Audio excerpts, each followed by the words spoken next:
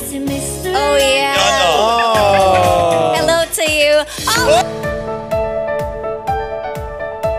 Ngayong araw sa It's Showtime, napansin ng mga host ang isang kakaibang pangyayari kay Chinito Princess Kim Chiu.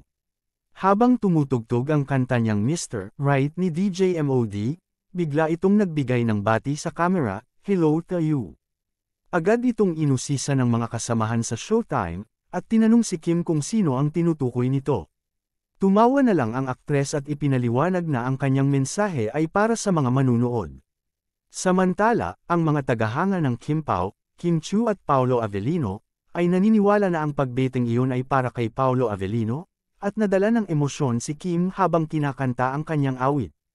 Kamakailan lang, nagsimula muli mag-shooting sina Kim at Paolo para sa kanilang pelikula matapos ang ilang isyu sa Star Cinema. Ayon sa kanilang pahayag, napag-usapan nilang ipagpatuloy ang taping ng pelikula, at umaasa ang mga fans na walang magiging aberya o pagbabago sa release date nito sa Marso. Inaasahan din nilang maayos ang promosyon ng Star Cinema para sa pelikula nilang No Love Will Make You Disappear.